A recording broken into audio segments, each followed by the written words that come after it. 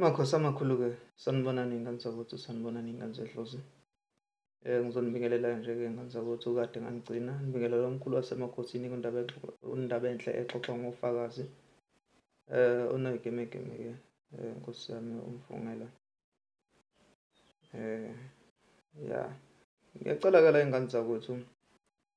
Before ngisenza le video nje, wena usaqala ukubuka ividiyo kamkhulu wasemakhosini, undaba enhle exoxa ngofakazi, please do subscribe on my YouTube channel. Lapha nje kwa right hand side wakho kune-button ebomvu lapha, kunomuqu ubhale lapha nje ngokumhlophe kodwa wona ubomvu, libomvu isikwele sasibhale ngokumhlophe sathi subscribe. And then after that there is gonna be a notification bell, uyipress if ufuna ukubuka ama-video each and every time umkhulu mangabe posta i-video, maqedane bese uya-notify-eka when your data is on or when your Wi-Fi is on and you are connected with your phone or laptop.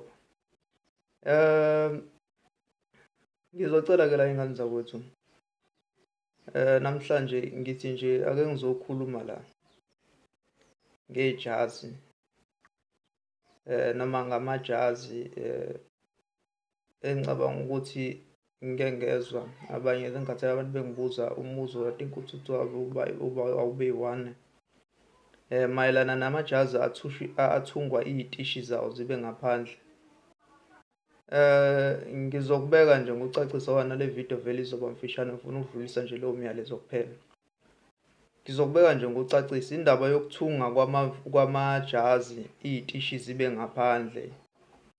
Into yesimanje leyo, into evela manje, angiyazi, angaze ngasizwa futhi isiprofitho esinjalo nasemandulo nakokhokho nokhulukhulwana, nakobani bani abantu bakithi baningi abantu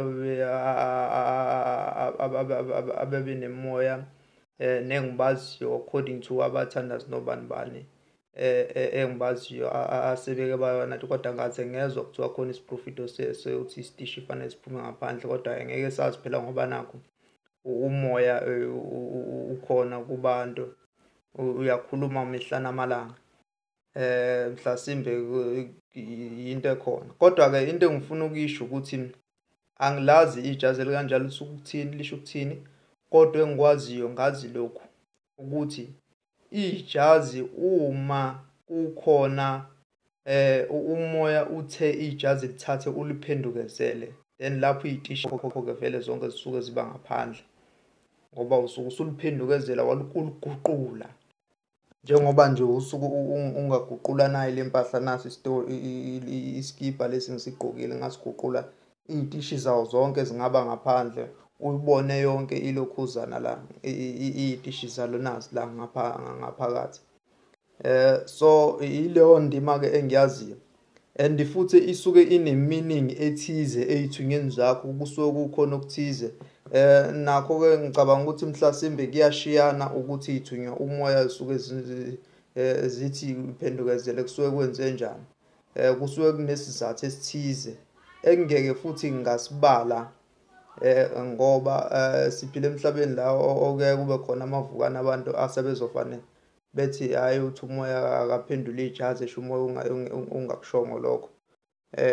Ya, sengiyasho nje ngiyayidlulisela iy'ngane zakwethu. Ngicela-ke lana ngane zakwethu-ke ngibonge ukuthi nibuke le video up until the end. I hope you get the message.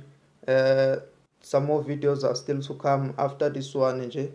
Ngisazowaphayi lapha, bakhona abacele ngikhulume ngezizwe, kukhona abacele ngikhulume ngemdawo, kuningi nje ukuthi bengisasebhizinyana. Kodwa-ke ngizofike nginishayele nginihlahlele, nginikhulumele nje kahle, nginitshele ukuthi lokhu nalokhu kanjani. Ndawo-ke makhosi amakhulu, ndawo y'ngane zedlozi. Thank you for watching this video up until the end. Amen.